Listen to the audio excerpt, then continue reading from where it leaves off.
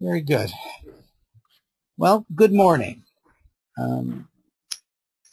This discussion, this webinar will be on the 1ARV wildcard preview. I'm going to make it as clear as I can, but I really would encourage, in fact I want you, I'm going to be assuming if I say something which you don't understand, that you will ask a question in time. I think for this webinar that's going to be the best way to proceed. So please do take that point of view. Now, the whole idea of what we're doing in terms of a 1ARV and frankly all ARV is getting this very close connection between what's done during the remote viewing session and the feedback session. And each of these are what I call nows. Your conscious nows. During your RV session, you're picking up information. Who knows how? Who knows from where? Who knows from when? We obviously believe that it is coming from something which is closely associated with your feedback session. And it's making those two things come together, entangling them. That is kind of the magic of ARV. And I believe 1ARV really puts this together in a beautiful way, which is what we'll be talking about. The fact that we're conscious beings is an amazing mystery.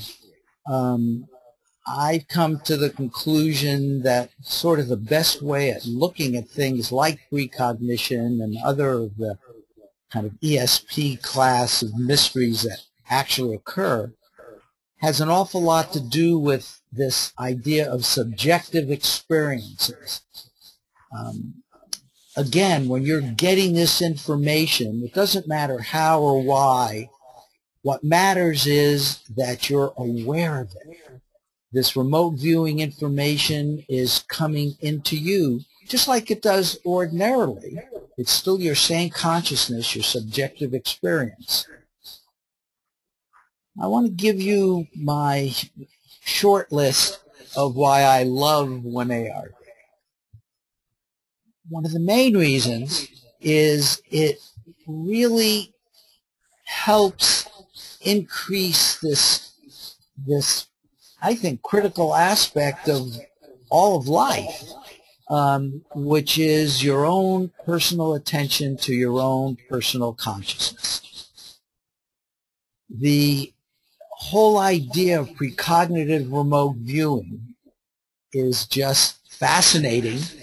It's getting right down to the essence of not only consciousness, but things like time, connections through time.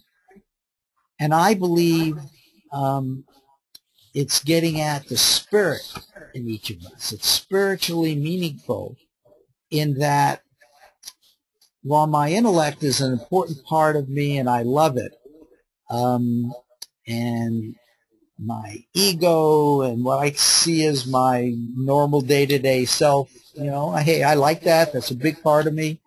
But there's something deeper. That's my spirit. And it's my spirit that's doing the precognitive remote viewing. And you combine that with the fact that we've got this practical application, which right now we're focusing on wagering, but I'm sure in the future this is going to go into all kinds of other areas as well.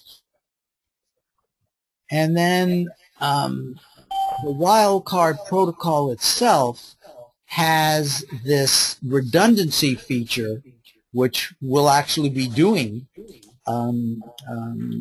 shortly during this webinar, which just adds to the wildcard fun and kind of the learning about yourself and about precognition. And then finally, just because, you know, there's, for me, it just feels right. And just doing it is just a lot of fun. And you can't always explain these things.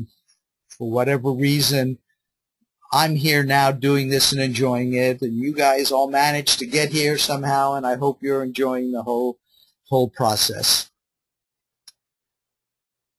Now, I see wildcards addressing two key long-term issues, and my interest, and I think most of you who are here, your interest really is in long-term precognition. We're not interested in making just one prediction. We're in here for the long term. We want to be able to make predictions for the long term, you know, integrate it in our lives and be able to use this capability of human consciousness.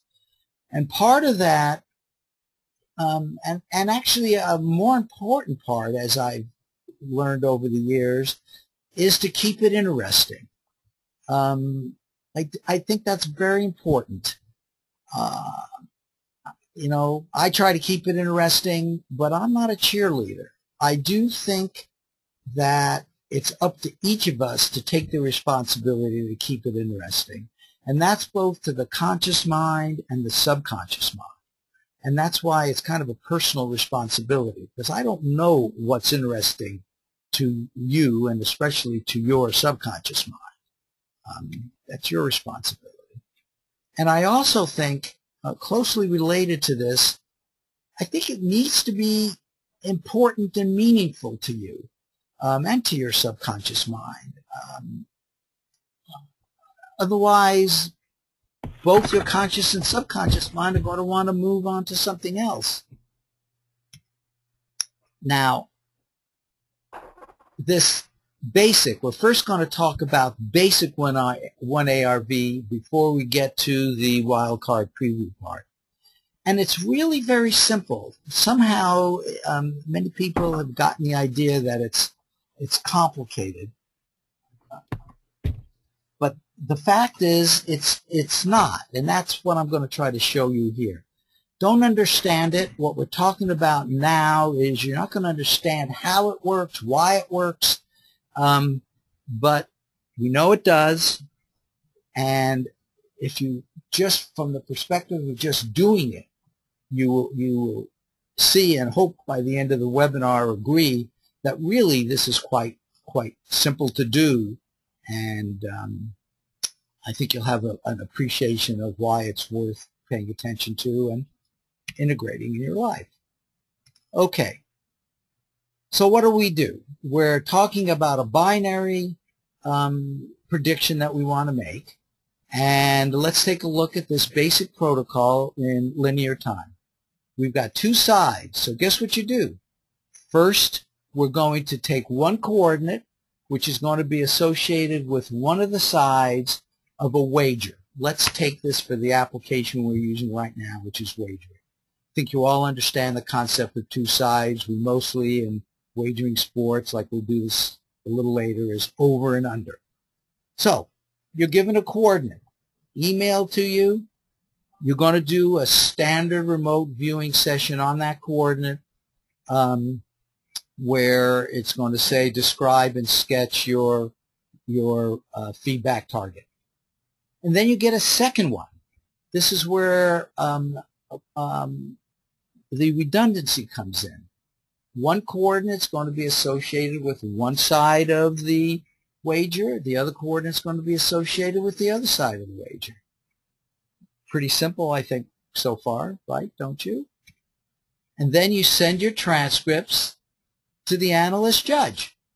So instead of just doing one RV session, which many of the ARV approaches have, now you're doing two, which is where the redundancy comes in.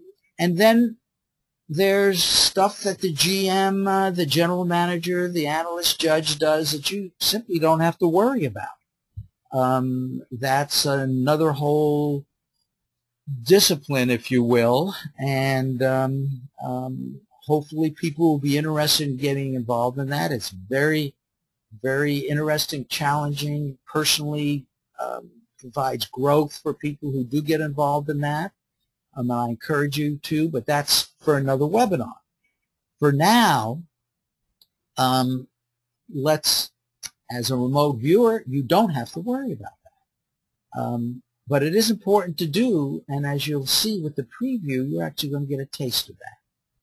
Now, the game happens. There is a outcome, and then what does the viewer do? He does a feedback session.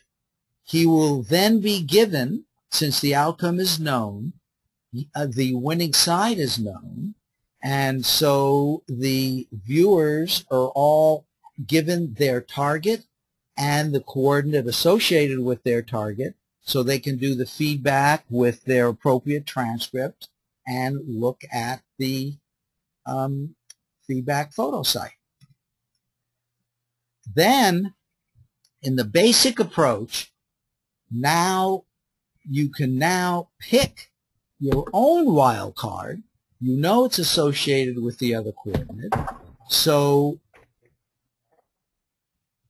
typically, in the basic approach, most people, I would say about 90% of the people, were using a link which would give them a random photo site, and that would be their target, associated with the other coordinate, which happened to be the losing side, but doesn't matter. And then they would do their feedback session on the losing side, and then close the loop on that side as well, and then they're done. So they've made a prediction on 2 coordinates, and they've gotten their feedback on 2 coordinates. Period. I mean, is that complicated? I'm going to take your lack of saying anything to be, no, it's not. And in fact, it isn't. In the basic approach, that's all there was to it. I probably spent way too much time telling people what I believed and still believe is true, that you could do the wild card in many other interesting ways, but you didn't have to. You could just simply get it randomly, and that's what most people ended up doing. And in fact, that's one reason okay, so someone, you just asked, what is a wild card? Good, thank you. And I did see that note come up. The wild card is the name given to the feedback photo site, a photograph, which you choose yourself. So it's different than, and again, this is in the basic approach, it is a target which gets to be chosen after the game. It's a target which is chosen with an association with the losing side. Okay, let me open up the chat window. That was from Buzz, right? And let's make sure you understand that. This is, oh, Buzz, you sent that just to me, but I mean, this is what makes this approach kind of, well, maybe it makes it rather unique in that we're making this connection with a winning side and a losing side, doing 2 coordinates, but when we do the remote viewing and when the judging is done, it's not known which side is going to be the winning side, which is going to be the losing side, and all of that is part of the precognitive kind of analysis which goes on. From the viewer's perspective, he is or she is just going forward and describing the feedback they're going to see. And the feedback they're going to see is going to be have an association with the winning side and the losing side, because as the person who sets up the coordinate, and I'll show you this a little later, the one coordinate here might be associated with over, and the second coordinate might be associated with under. That's done randomly. And so the judges during this magic here, if they get really good matches with this first coordinate, then they're going to be able to make a prediction that it's going to be over. It's as simple as that. But when you get down to the feedback time, as I'm about to show you, there is a need for another target. And that's the one associated with the losing side, and that's what we call the wild card. Does that help, Buzz? Okay, as we go through this and as you, okay, good. As we go through this and as you do it, it will actually become clearer.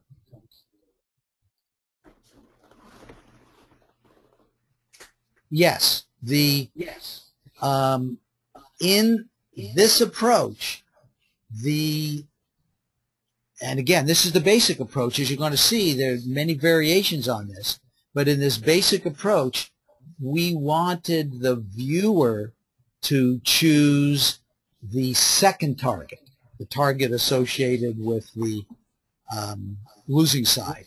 That actually is now changed in some of the versions of the protocol, including some that I'm using and one that we'll do today.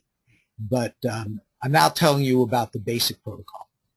And the interesting thing about that, and what a lot of people liked, was notice the wild card wasn't even chosen until after everything was done, and you got to do a comparison with your transcript.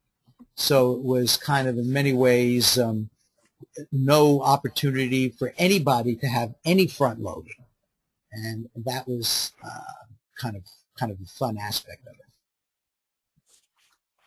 Let's take another look at this just to say many of the same things a second time, hopefully again to show how simple and really straightforward it is. We now know we have two sides. This is linear time. The viewer gets a coordinate at the front end, does a transcript.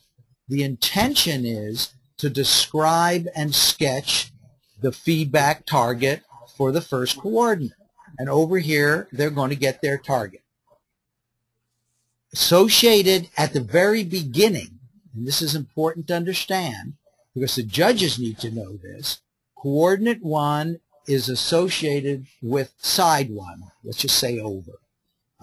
That's all done randomly. The viewer, of course, does not know that. The viewer does his transcript blind. Okay, so this is what would normally be called a unitary ARV prediction.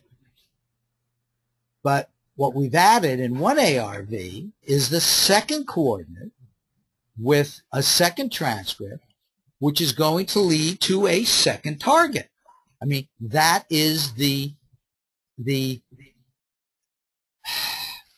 tasking. Describe and sketch the feedback for target 2. So there needs to be a second target. In the middle here, the judges now, so the viewer, of course, sees none of this. The judge has chosen an indicator photo site. That's what IPS stands for, indicator photo site. So this is an example of a type of indicator photo site that will be associated with the first transcript. Here's the indicator photo site with the second transcript. Notice these things are exactly parallel. Based on how well these two predictions go, the judge then, and again, let's just say, for example, that, and you could do this with one person, but we like to do it with a group, but let's say there's a lot of information for multiple transcripts, which talk about water and motion and maybe the color red and floating, and sketches have roughly a shape maybe of a sail and things of that sort. And for this coordinate, there's just nothing which talks about hot or danger or fire or anything like that, and no sketch that matches. It's very easy then to predict and then to send out to all the viewers a prediction associated with side 1, say over. So based on looking at the IPSs, looking at the transcripts, we can make a prediction. And so that's done here, right, in linear time. Now, the target. What do we do about the target? If side 1 wins, then IPS 1 becomes the target. That makes sense. What if it doesn't win? What if side 2 wins?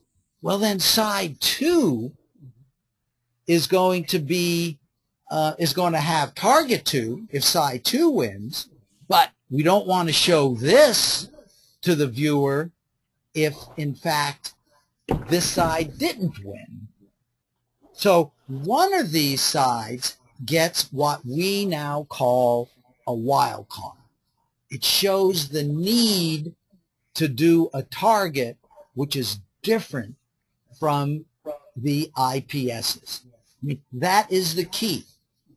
You have to face up to that if you do unitary, because if you do not get a good match and the side that you're talking about does not win, the viewer still expects to get something.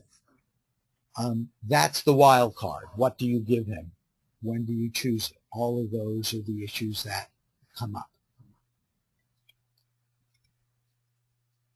So, if side 1 were to win, side 1 then, the viewer would get a sailboat picture back, close out his transcripts, and everybody's a happy camper, and hopefully we predicted side 1. But notice, what do you do for side 2? We definitely don't want to show this. In fact, this disappears, never really existed in terms of the viewers. The last thing in the world the viewer should do is ever think about what's going on here. So what we do then is somehow we come up with another target. That's the wild card target. And guess what? Since this is what the viewer sees, this is what the viewer described, the viewers quite often, we see this, just as many matches actually will occur on this side as occurred on this side, because the viewer is getting this's feedback just like he got this's feedback. But this is what motivated the need for the wild card. Now, that is the basic approach. Remember, we went through this basic approach here, and we had the person pick their own wild card. Nancy, who is here with her husband, came up with the first variation of this, which was the wild card preview.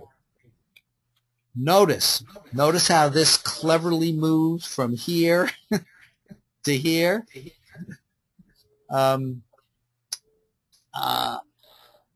That was the idea of wildcard preview.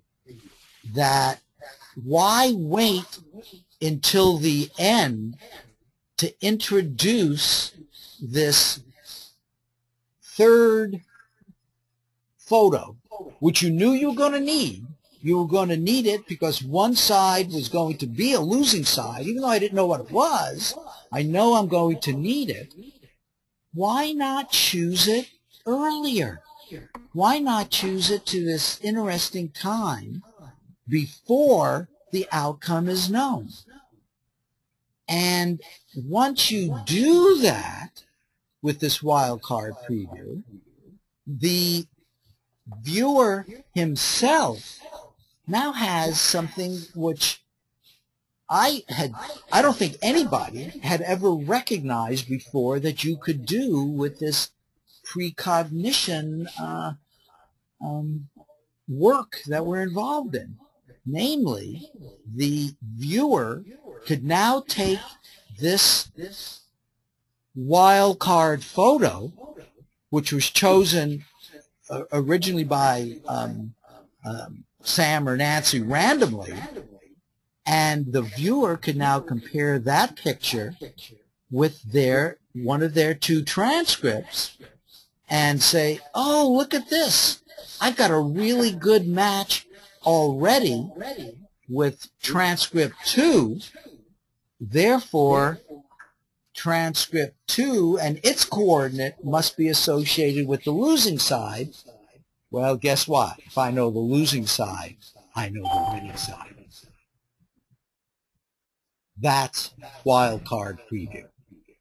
Being able to take advantage of the fact that with one ARV, you must always be prepared to bring in a third photo site, third target, which we call the wildcard target. And that there's no reason not to bring it in early. And in fact, that makes it kind of more fun and more interesting because you can do that as soon as you sent off your 2 transcripts. Is that clear? So you now understand the modification. Okay. I mean, that's it, folks. Now, there have been other variations like the one we're about to do now, which will involve the fact that I now choose the wild card. In my groups, rather than letting the viewer do it randomly, even beforehand, I've decided to do it because I want it to be very different than the indicator photo sites I use. I feel this helps my judging, and that was the motivation for it. So many of you have heard Ed May and Russ Targ and others talk about orthogonality between indicator photo sites, between the potential targets being very, very different. That's really to make the judging easier. We now have a third one around, and so I'd like all 3 of those to be very different. So I choose that. Okay. So you ready? Let's do it. And I think that'll also help learn. I've chosen a game. The Major League Baseball game, Seattle Mariners at Kansas City Royals. The game starts at 11:10 Pacific time. And here is the tasking. Don't yet start. A few more words. But the tasking that I always use is very simple and straightforward. But it captures the essence of the precognition as we want to do it, and catches the essence of the one skill which is here, which is to describe and sketch your, and in this case your coordinate, and do write this down on the top of a piece of paper that you're going to use for your transcript. 3, 4, 5, 4, 7, 8. 3, 4, 5, 4, 7, 8. I'm sorry, John, you asked a question and went by too fast. Oh, yeah, 11:10 a.m. You're right. You're right. The game is 11:10 a.m. Okay, but notice what you're doing here. You're connecting, you're entangling your consciousness with the future. And what I would like to really suggest here is that you just now begin to get into this precognitive mindset. We're quickly going to get to the cool down part of this, but we're going to make this short. And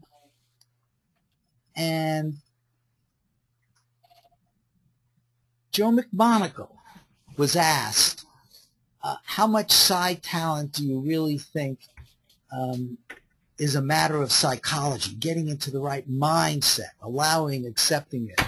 And he answered it very straightforwardly. This is a direct quote from him. All of it. It's all psychological. It's all inner, what's going on inside you. And it comes from a place where you know all of this is real. You know you can do it. And I'll even take that further and say what you're about to do right now. Get during your cool down into a mindset as much as you can to know that you're going to make a connection with this 3, 4, 5, 4, 7, 8 feedback target. Now, I'm going to make a suggestion. The viewer, of course, is in charge. But my suggestion is, as you cool down, to get to your feedback target, I'm going to suggest you say this coordinate out loud as part of your own cool down. That sound will like vibrate within you, and the only time you're going to say that out loud again is at feedback time. So you're going to say it with the intention of going to your feedback target, getting the information from that feedback target, from your own consciousness, at the time when you're doing the feedback, when you're going to say that coordinate out loud again, making a kind of handshake, connecting up between these two times. That's the kind of, I don't know, practical suggestion I'd like to make to you to get you into this place where this intention, attention, and expectation, you now expect to say it out loud again in the future. You're going to say it out loud again in the future. Your intention is to pick up the information from those future moments, and you're going to be paying a lot of attention to everything that's going on inside your own consciousness. Now, Joe, and this was another interesting one of his statements, made the statement that he believes 75% of the discipline is doing this cool down, getting to this place where you feel this connection with the target. He was talking about remote viewing, but that's what you're doing now. You're doing a remote viewing session. Your target is your feedback target associated with 3, 4, 5, 4, 7, 8. Okay. I've got any questions before we start?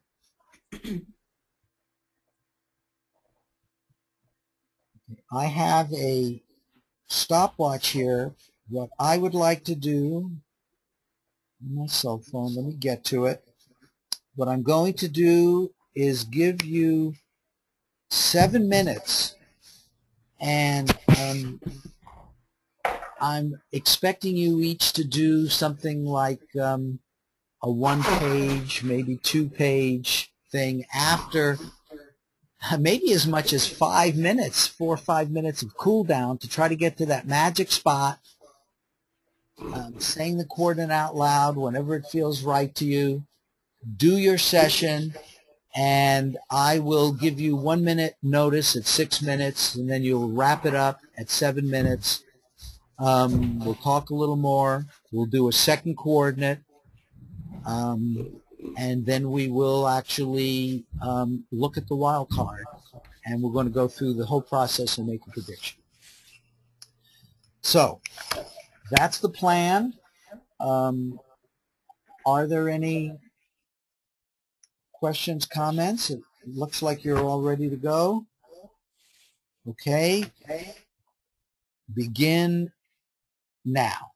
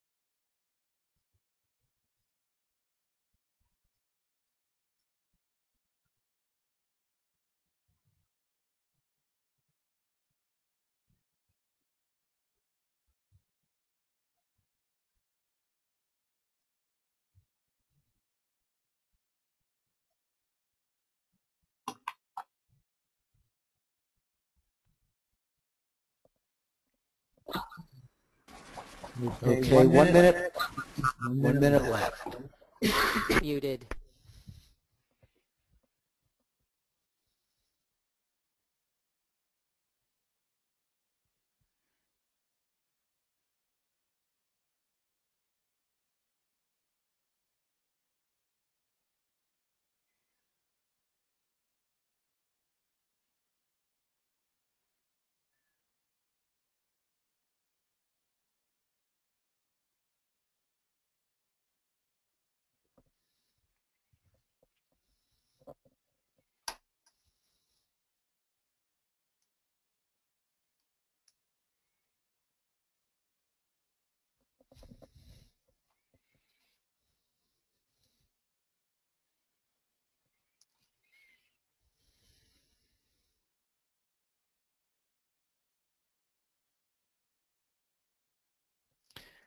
Okay, let's wrap it up.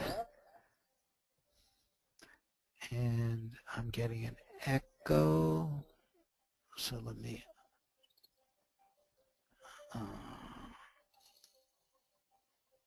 Unmuted.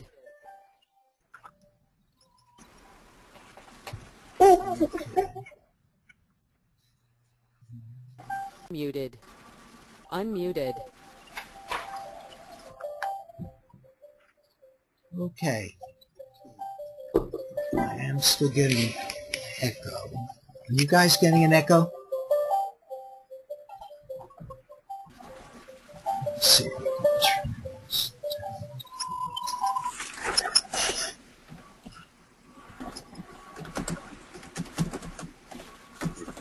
Muted. Unmuted. Okay, a little bit more distorted here. I think what I can do.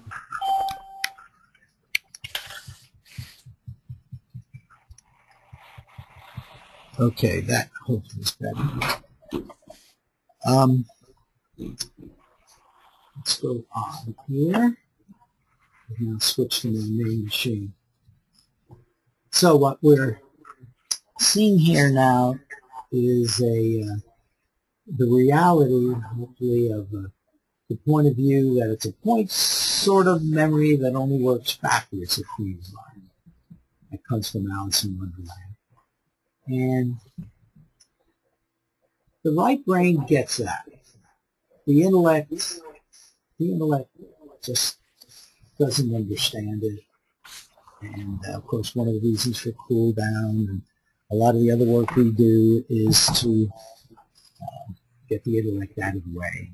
The intellect, the ego. I am talking here because I believe that when we do the two coordinates, the second coordinate should be delayed, just sort of relaxed. The whole principle of 1ARV is centered around kind of a redundancy idea, and with the redundancy comes the idea that each of the coordinates, each of your transcripts should be completely independent. So how did this first one feel? Is 7 minutes too short for some of you? Plenty of time? How do you feel about that? John, how about you?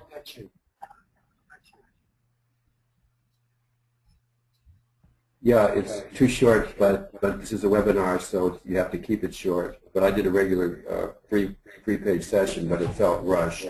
Mm-hmm. Okay. Someone else said they usually take 20 minutes, and I understand that. Part of the reason for this webinar is for learning, and yet we will be making your predictions.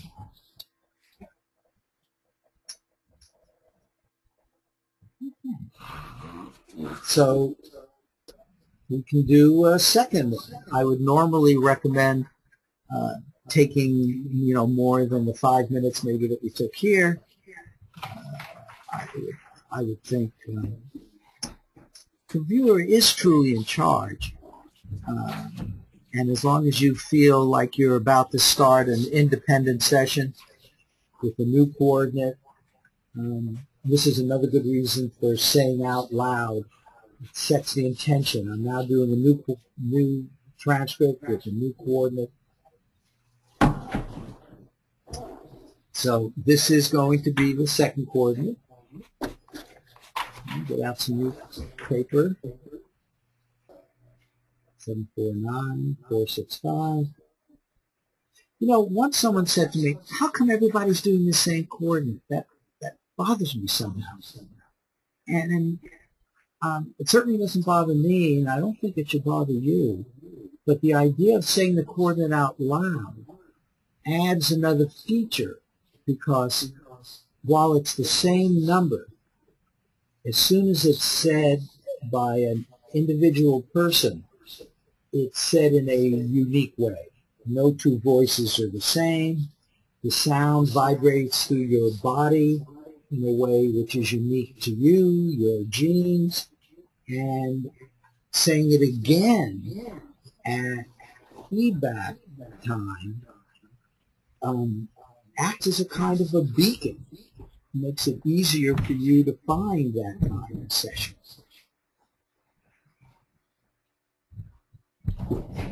Same thing. Begin to get into the mindset. Not only do you know it's real in general, theoretically, but it's real for you, and it's real for you this time. You will see a feedback target associated with this field. Describe and sketch your 749, 465 feedback target.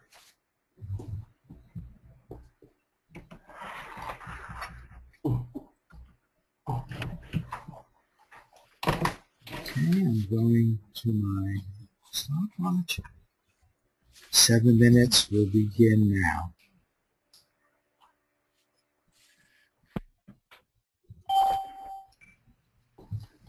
Muted.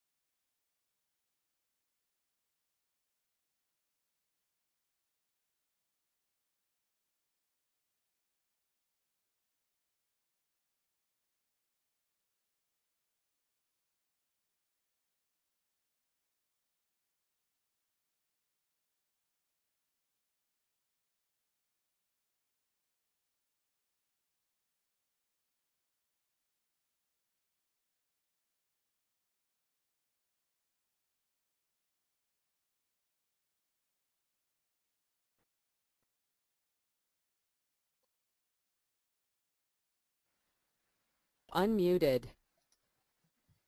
Okay, 1 minute. Okay, 1 minute. Muted.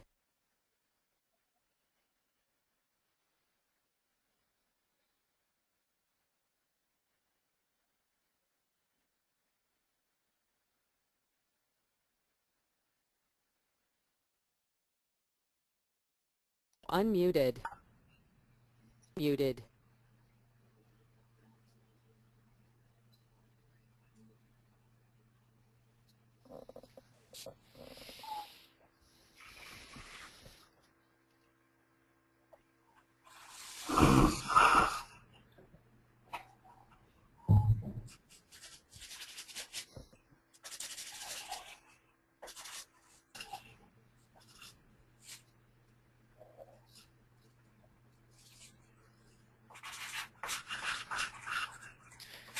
Okay, very nice. Time's up, guys and gals.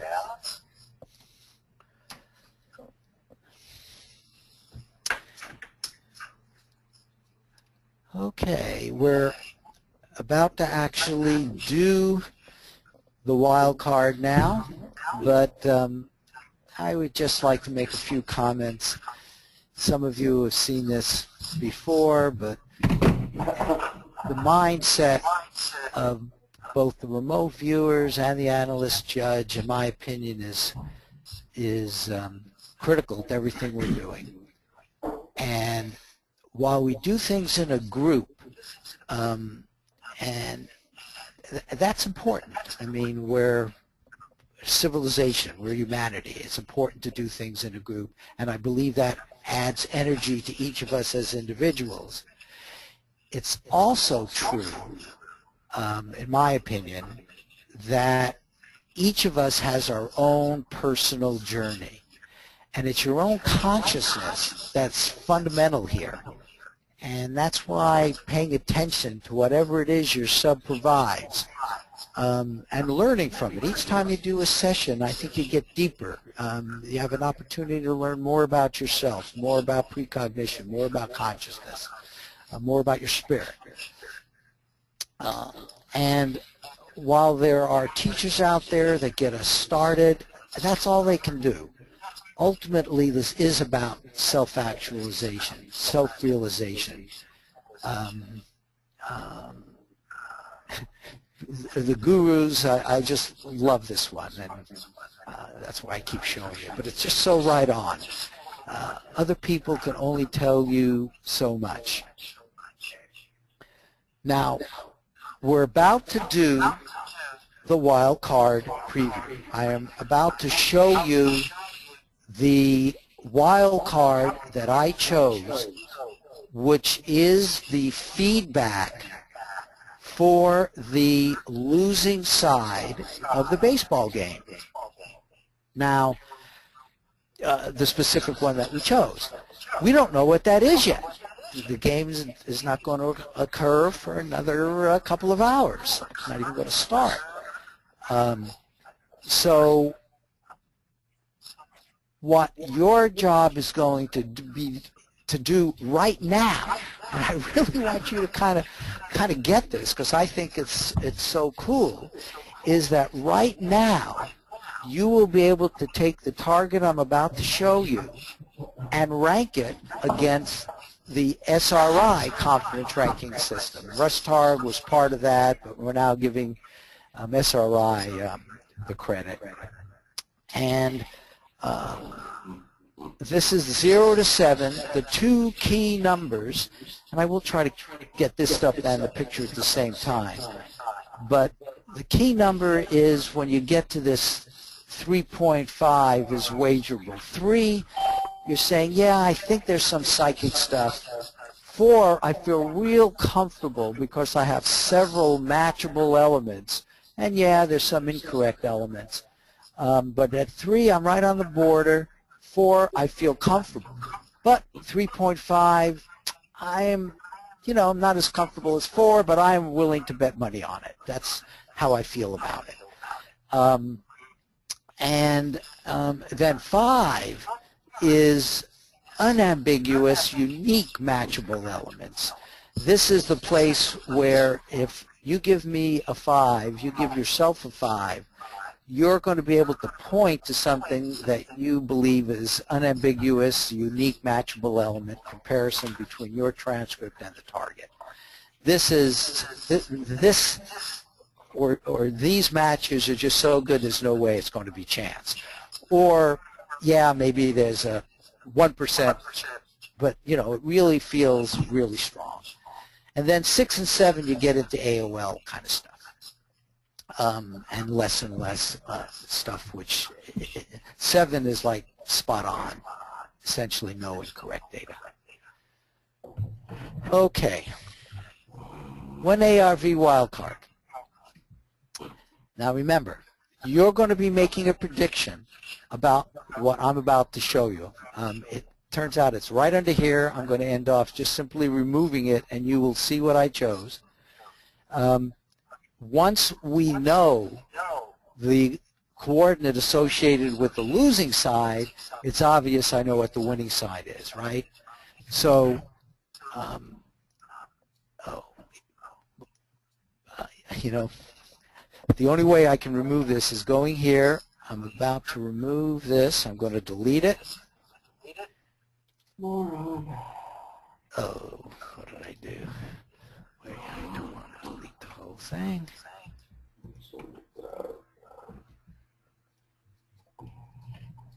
Okay, all I want to delete is this.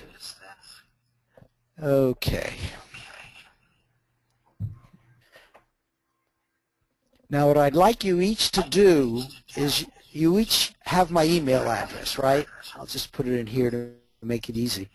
I would like you to take each of your transcripts and simply send me an email which maybe the subject is wildcard, WC, put down the coordinate, and then put down the CR rankings.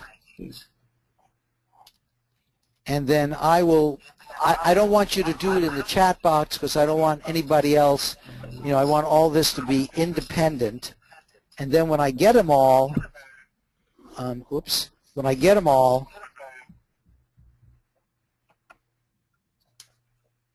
then I'll share them, and we will then be able to make a prediction, presumably based on a consensus. So we'll see if we can get ourselves a consensus here.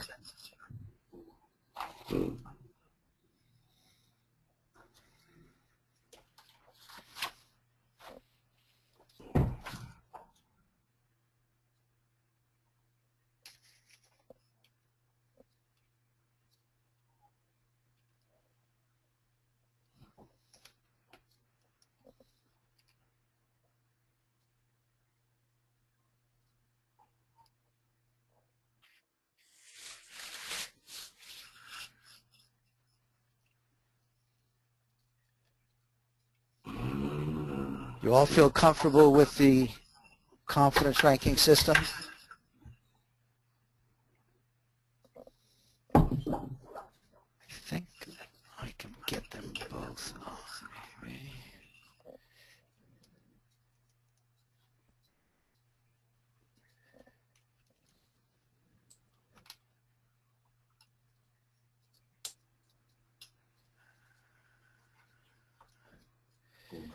Yeah, it's hard to do both. Oh, there's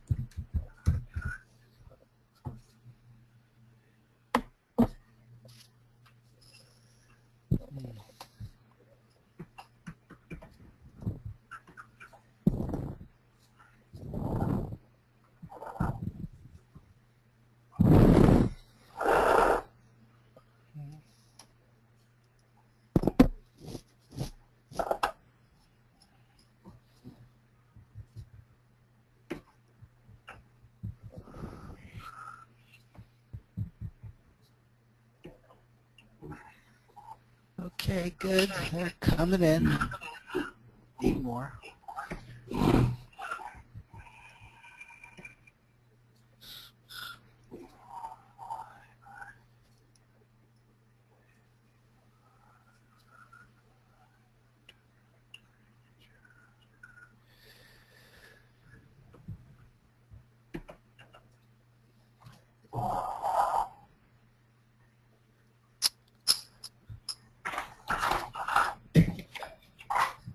So,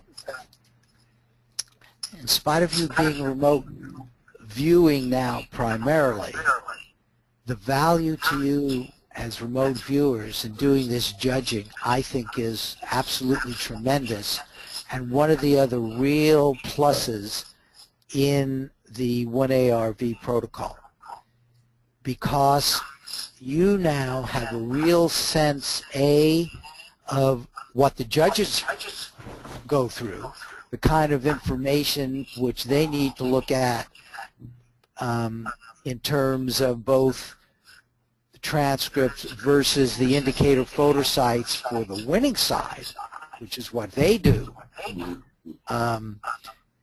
as well as learning yourself about your own sessions and how well you matched and the kind of stuff you get and you don't get. Hopefully by paying attention to the whole process, it helps you, and it does help you with the next one.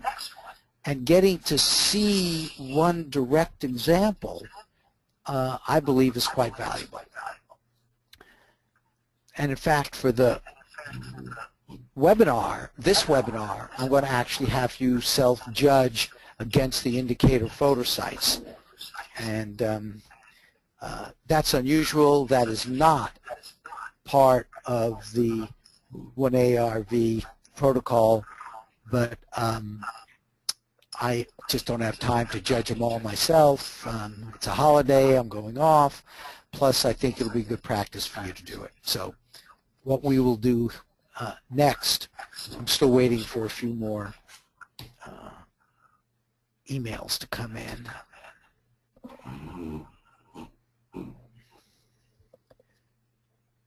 Okay. Let's see. I've got Pete, John, Johnson, Stewart. Okay. Bob, you're in the middle of this? And we'll wait. Bob and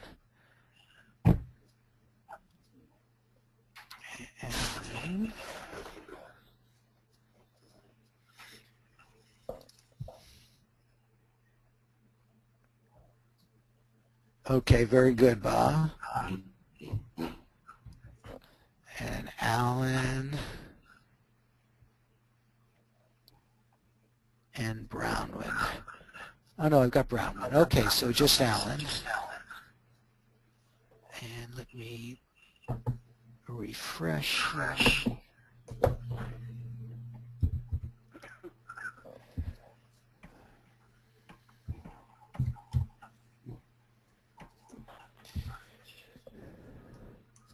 Okay, yep, I've got yours, Bob.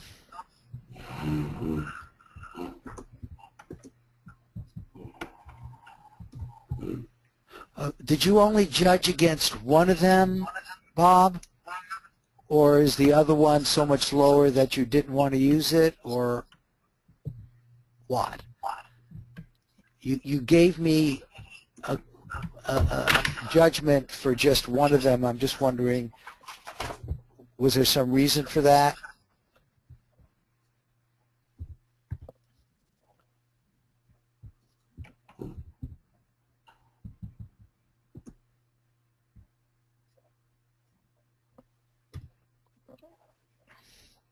Because I do think it's valuable. Other people like Nancy who had to go,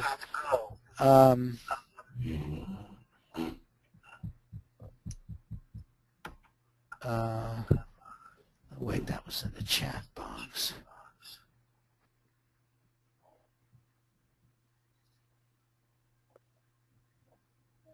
Okay.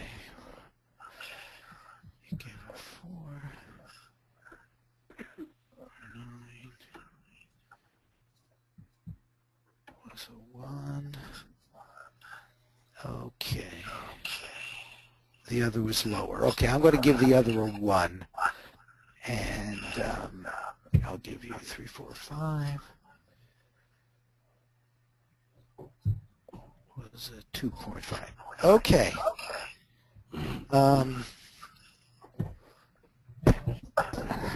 let's see how I should put this. I just wrote them down on a piece of paper. Why don't I share with you guys all the numbers? How can I do that easily? The next step is going to be to do self-judging.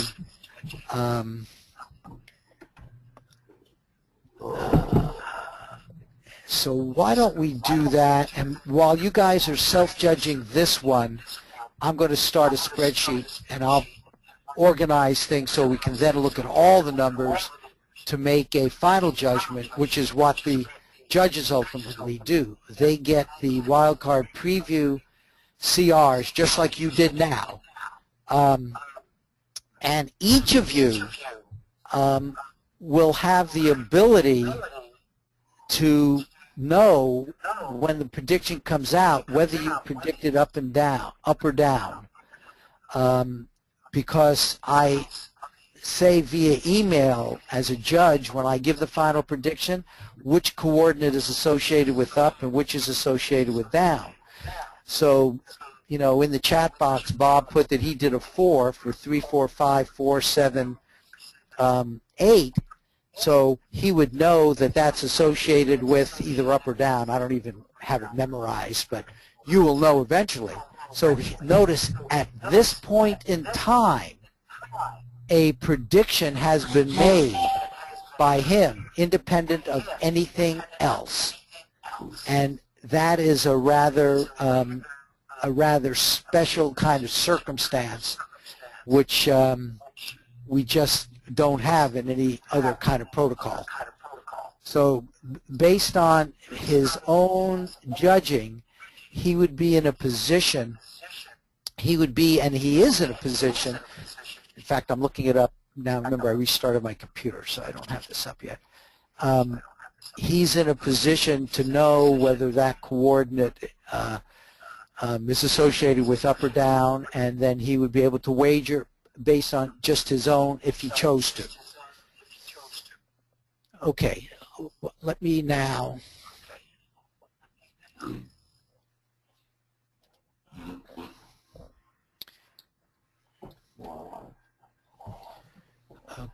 so let me now remove this one. And I'm going to ask each of you to self-judge this for 749465. And so now what you, well, okay, so let's just continue.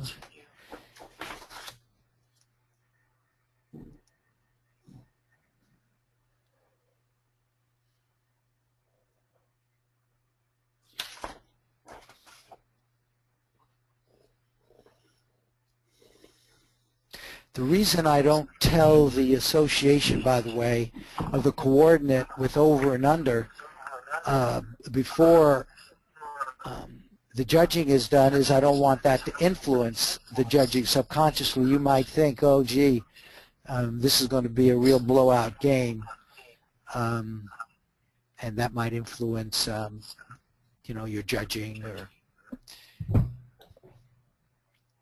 who knows what. So we keep things as secret as possible in the normal sense. Your subconscious knows anyway.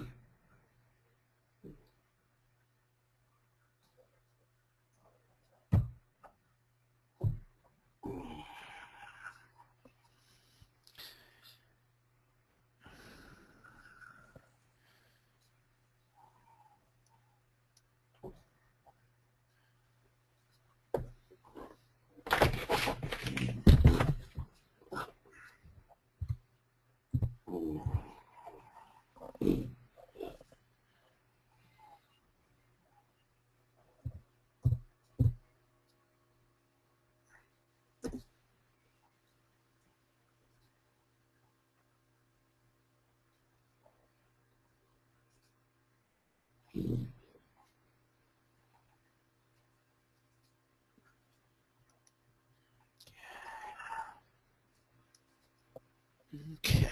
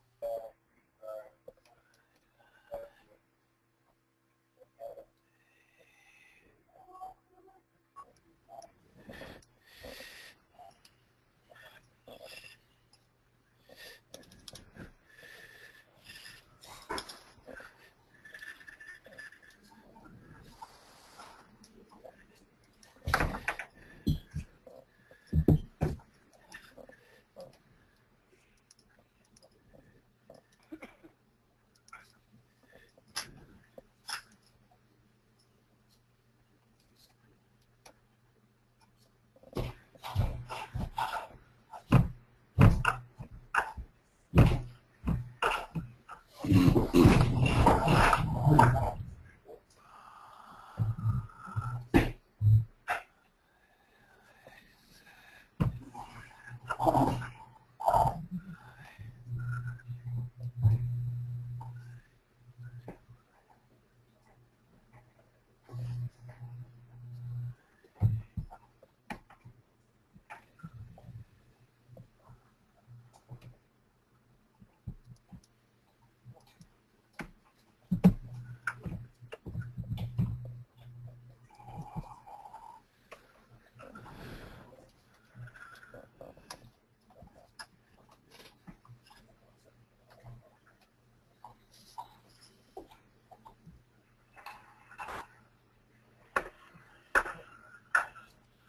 everyone, this video is made by Mochi and Li Han.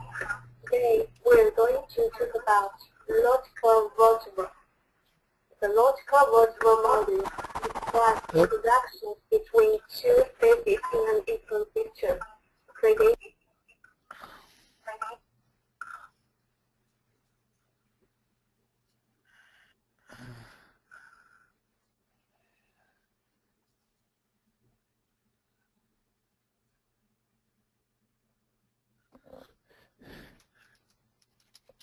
No, there is another target we are going to judge.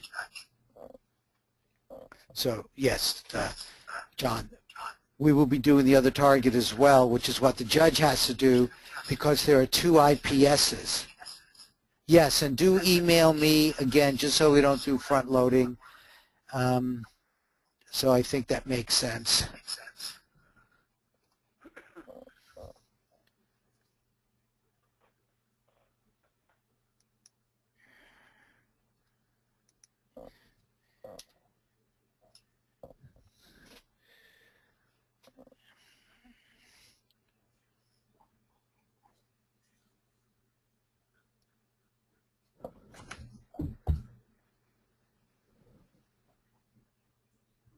Marty, can you hear me? This Yep. is Alan. Yep, Alan, I can hear you. Uh-huh. Did you get my 2 emails? I got, let's see, I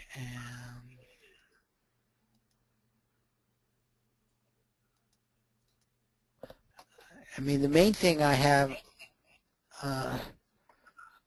let's see, no. Is that why you chatted? No, I don't have yours. You sent it to Marty at p-i-a.com? No, I just used the little box on the side. Oh, I and got the chat. wrote it. Yes. Okay. Yes, I Yeah, got your That's chat. what I said. Yeah. Okay. And I just, the first one I sent you was actually target 345478. Is that what I put down? I don't know. yes, you gave that a ranking. Again, I don't want to front load everybody else, but I see that one, and that was the wild card. And then Okay. I see the other coordinate for the regular one. So yes, I've got them both, so you're fine. Okay. Thank you. Yeah.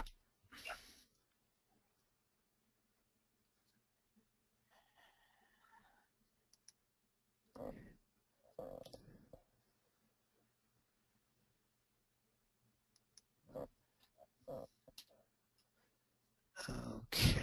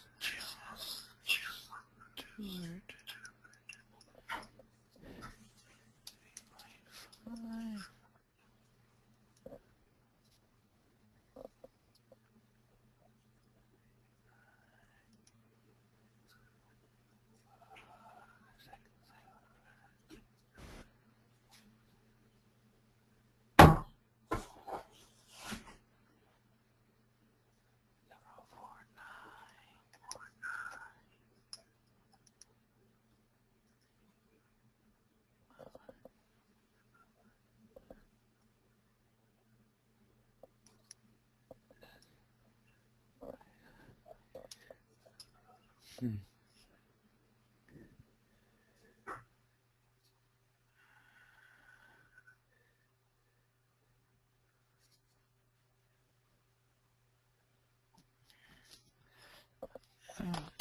yeah, keep them coming.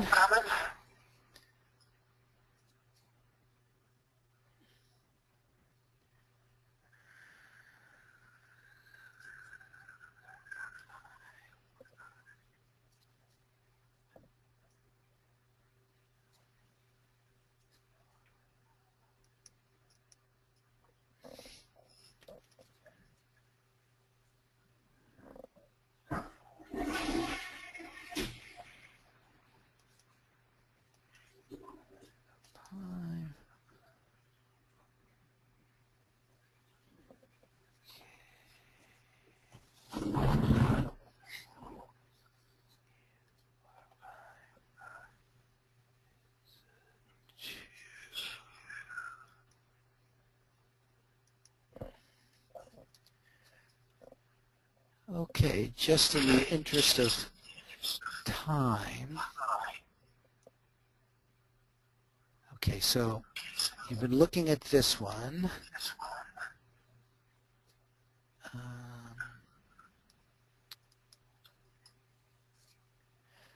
What I'm going to do now is open up the second one.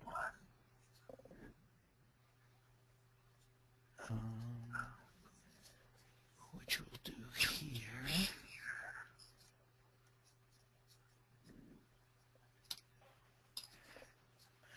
Okay, so those of you that have self-judged the other, self-judge this one. Again, I recommend saying at feedback time the coordinate out loud. It's like the handshake with the remote viewing session. And do the self-judging now on this one.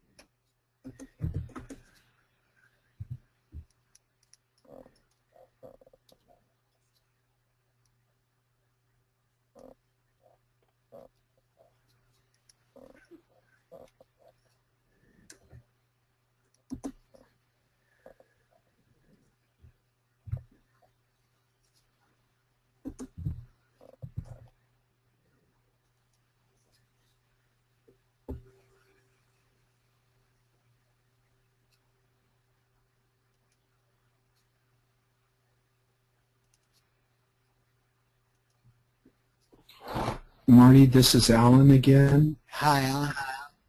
Hey, I'm using just a little chat box to send you the information. Is that okay? Yeah, let's just make that okay for now. Usually all this is done via email, but that's fine. So I'm glad you told me, so I'll now look. I'm just afraid if I get into my email, I'm going to lose your page here. Yeah, that's fine. Okay. Oh, thank you. John, right, I've got it. Oh, wait, no, I don't. Wait, did I miss something? I do. Oh, there you are. Got it. Okay, very good, Alan.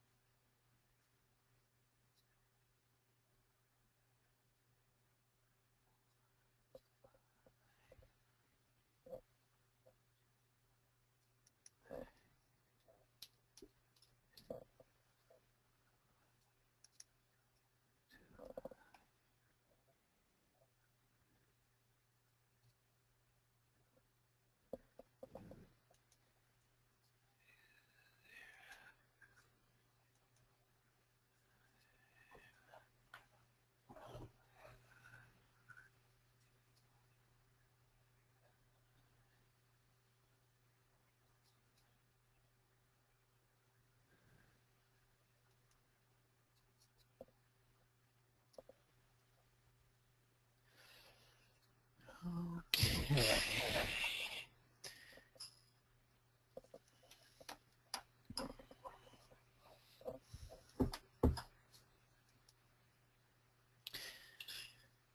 Okay, I've got most of them, not all of them, but I am now going to show you my Excel spreadsheet again, so you guys understand. Oh, that isn't it. Other stuff that's going on with wildcard preview, and I think I've tabulated this stuff now. This is a typical, and if you're still judging, please do your judging, and then I'll add your numbers on here. But here is a summary of, and I see I did the PM problem here. Let me fix that. This is typical of what I do with any of the 1ARV groups. Some of you are in them. If some of you are not and you want to join one of my groups, let me know. I'm even more interested in having people start their own, and I'd be happy to train you to do all this sort of stuff. But this is the typical kind of sheet that I use. Let me see if I can make it a little smaller. Okay. So I think I've got everybody on here. I've only put the numbers where oops, wait a second. What is that?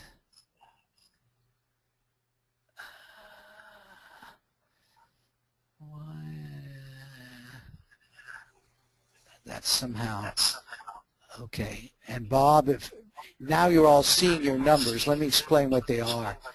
This is the transcript confidence ranking for the 749, which for the first time you're now seeing is over. So this coordinate with over, this coordinate with under was done randomly with another spreadsheet I have here, which allows random numbers to be done every time I just simply press an F9 key.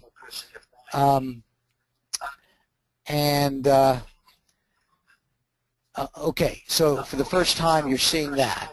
This column contains the CRs for the direct transcript, and just again because of time, any numbers less than 3 I did not put. I obviously started here doing one. So this should be the predictions which are 3 and over. Usually I do put all of them, just simply I do, but the ones I pay most attention to as a judge are the 3 and over. And this column is bleed through. We did not talk about that. And we probably didn't have any because nobody said to me, gee, on this coordinate, I really got a good match with this target. Notice what I've done with 749465. I set up this spreadsheet and I put the IPS here.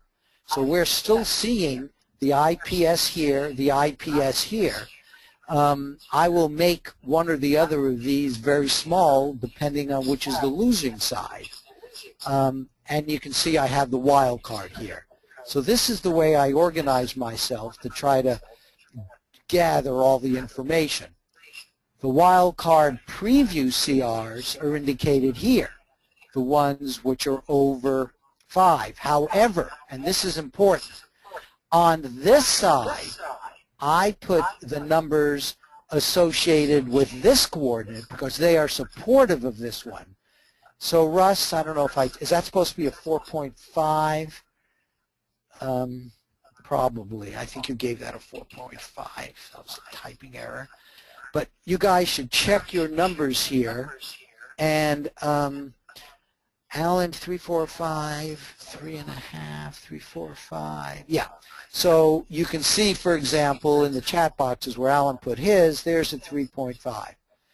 So now, especially since we did self-judging, as a judge, we're looking at this stuff. Now, usually, like some of you gave me comments, when I'm doing the judging, I will have your transcript in front of me because you will have sent that to me, and I will be putting comments in this box. That's what this box is for, basically to support the confidence ranking, which I give it as the judge. So that's the only difference. So what you're looking at here is multiple viewers, what different people did, and the question is now, what do I give as a confidence ranking for each of the people individually, and then for the overside versus the underside.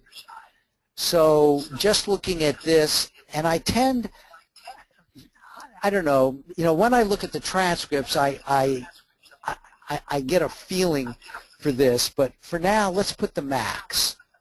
Okay, so we got a 4.5 there, we got a 5 here, we got a 4 here, and we got a 3 here. We did get a 3.5 here, and you see this is where we didn't get support, but we got some support, and you just notice that.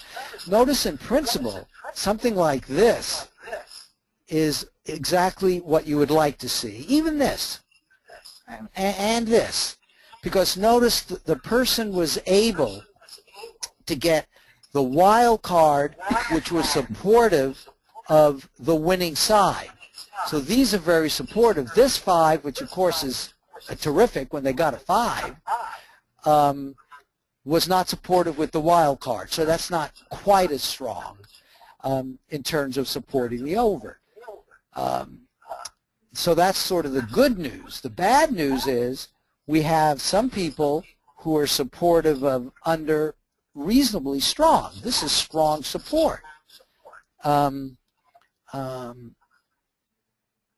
here we have more. We have, I would say, well, that being a 5, hey, Brownwin, what was your, what is it, unambiguous, unique, matchable? Was it a real good one for this airplane? Can you tell us about it?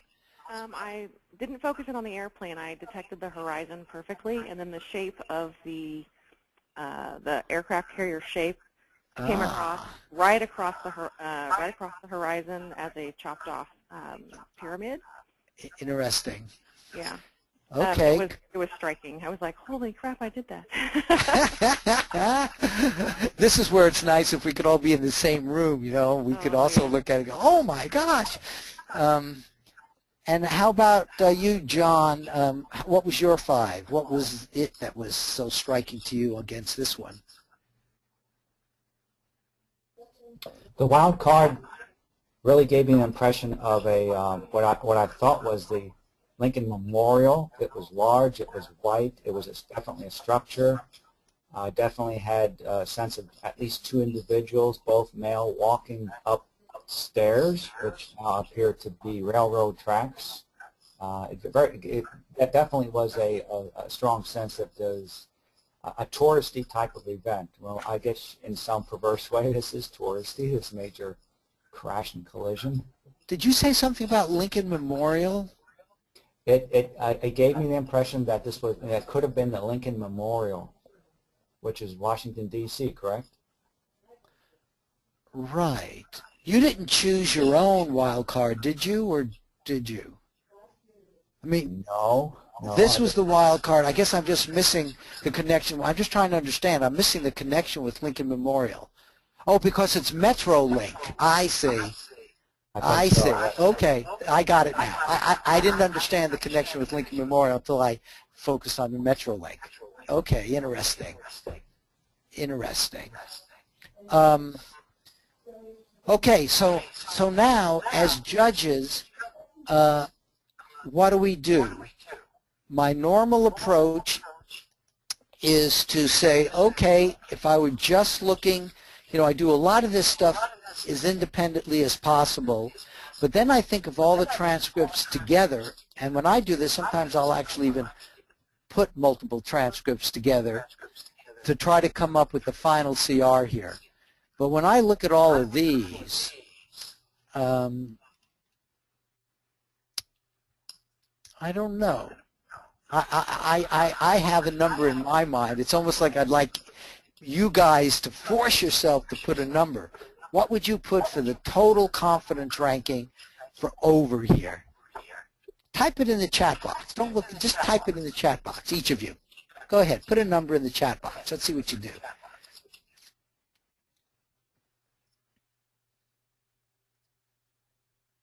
Okay, so we're now looking for what CR you would put right there based on everything we now know as judges. Ah, it's hard, isn't it?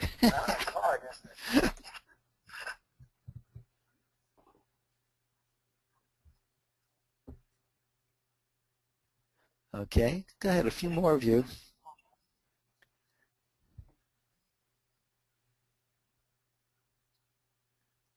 Okay, good. Okay, and you know, any of those numbers at this point, it's almost like now you're really a judge, and you've got to make the judgments just as you did.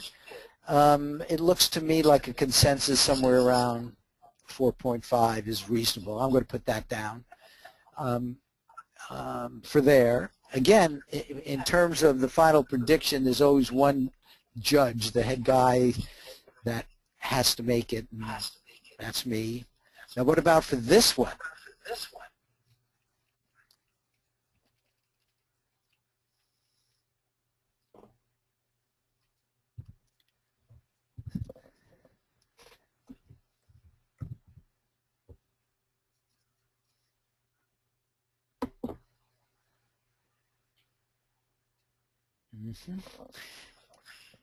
Now, this gets, and it's so great that this happened in terms of understanding the final numbers that you see.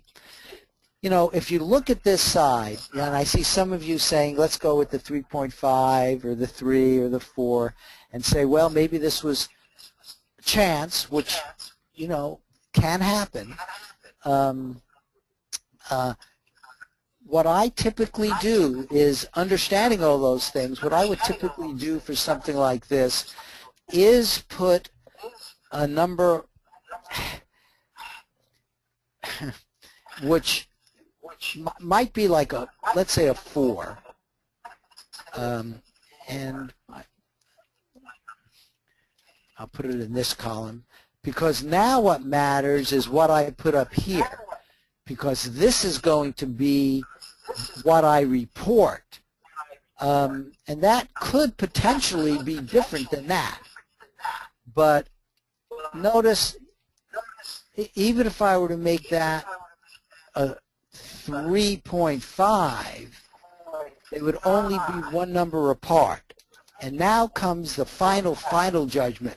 It's what two numbers do I put here, plus this is in terms of making a formal app prediction, which goes into the records and all of that, which we're keeping. If this were even a 3.5, I would declare a pass.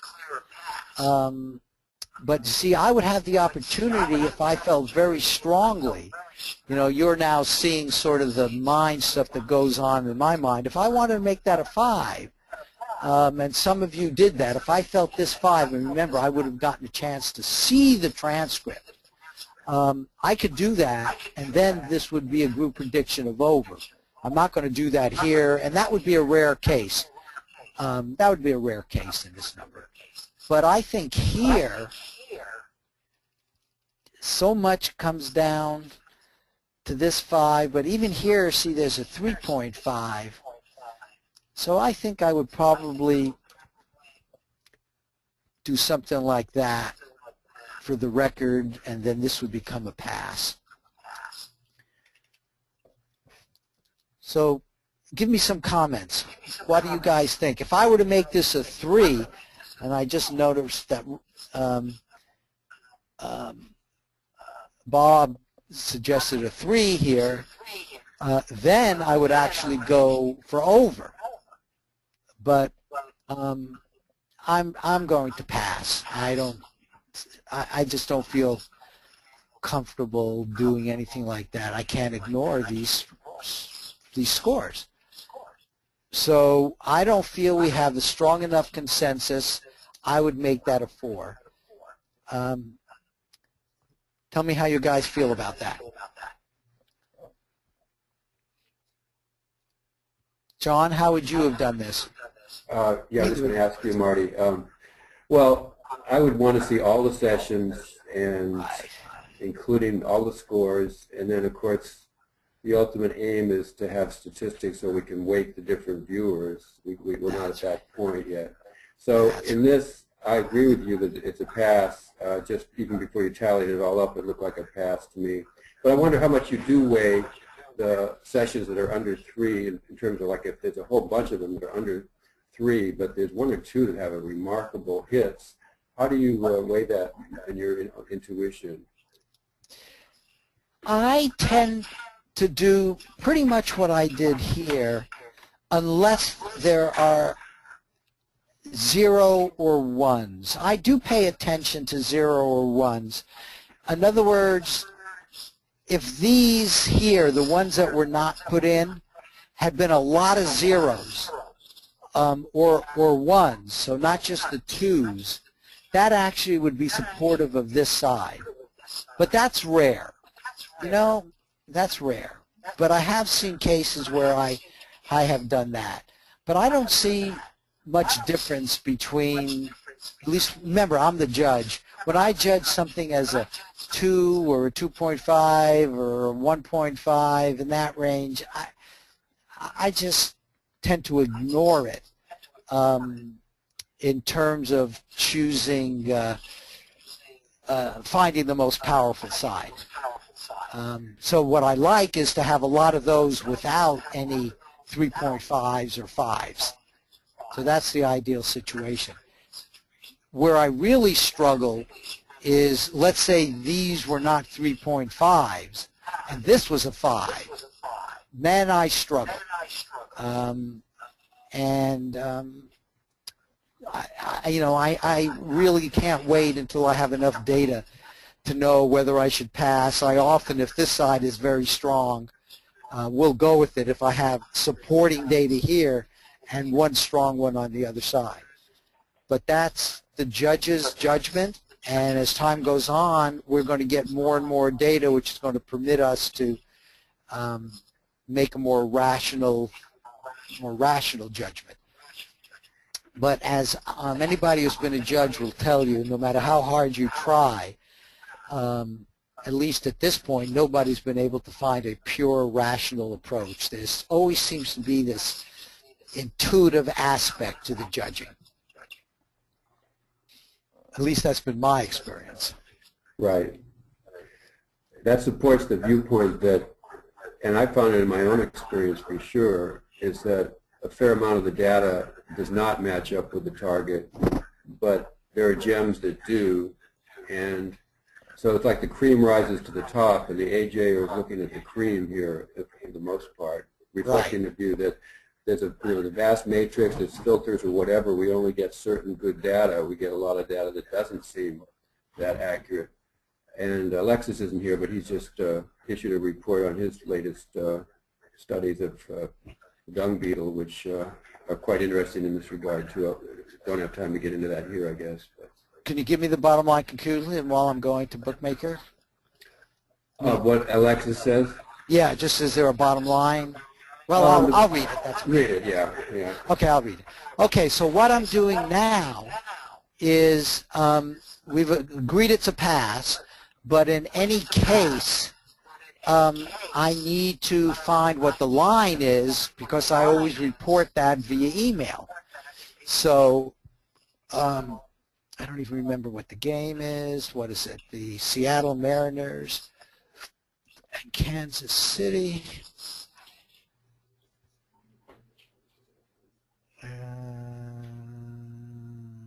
Here it is. Seattle Mariners, Kansas City. Over under the line is 7. So we now have a pass, and then I put 7 here, and that then it's this line. Those of you who get the predictions, which is everybody in my group plus the people who get all the predictions, would see this, and I would report that 749,465 is over and 345,478 is under. So someone like John, whose wild card match was so good with a 5, well, it was his 749,465 transcript, which was so good, but that means he's predicting that as the losing side, so he would then go with under, right? You all understand that now. So he might very well want to wager even now if he feels like it on under. Some of you, because of your scores, might want to wager on over, and I know there's some people who just simply wait for the group. They want a group consensus to wager. And each of us get to make our own decisions on that. Okay, so I've got a bit of a time constraint here. Namely, I need to go. I'd like to summarize with end basically with this idea of wagering wisely. I happen to believe that we can make money, can get rich in other ways, in fact, more than money in other ways, by recognizing the depth of our being. And that's one of the reasons I really recommend getting rich slowly. Once you accept the fact that you've got this capability, just, it's something you can use all the time. You'll always be able to to gather wealth, whether it's money or otherwise, using this precognitive technique. I mean, it just gives you a kind of an edge in living. And one part of that is money. Another part of it, and many people do this, they just simply like to do this because they're learning about their own consciousness, and they're participating in what I really do see as a consciousness paradigm shift. And as you do more and more of this, you will in fact continue to get better and better. Really kind of know that. If you think you're capping out, guess what? You'll top out. You'll cap out. So this is all kind of important. And there's going to come a time when our focus is going to shift, I believe, from the wagering. That doesn't mean that won't still go on, but already people are starting to say, hey, why don't we try to find the next disaster or a missing person and people like that and things like that. That's much, much more difficult. And with success rates of like 65%, you would never take any action. This idea of wagering wisely includes how you spend your time. And I certainly wouldn't want to spend my time on predicting a disaster, knowing if I were to go to somebody and trying to get them to take major action, if all I can do is tell them that I'm 65% accurate. So right now I think our focus is in exactly the right place, which is where we can do frequent predictions, build up track records, and get better and better. And this quantifiable is a real key to what we're doing, because it helps us as individuals learn, it helps us in terms of the group process to learn. Okay, and others are putting attention with connections. They have a point of view that their inner guidance, they're getting better connections with that and with guides and spirits. So this whole idea of how you wager your time and your personal mindset and all of this is very relevant and valuable at a personal level, and I believe will become valuable at a societal level as well. Okay, any final questions or comments? Okay, well, thank you all for coming, and keep precogging. Thank you. I'm going to end it here.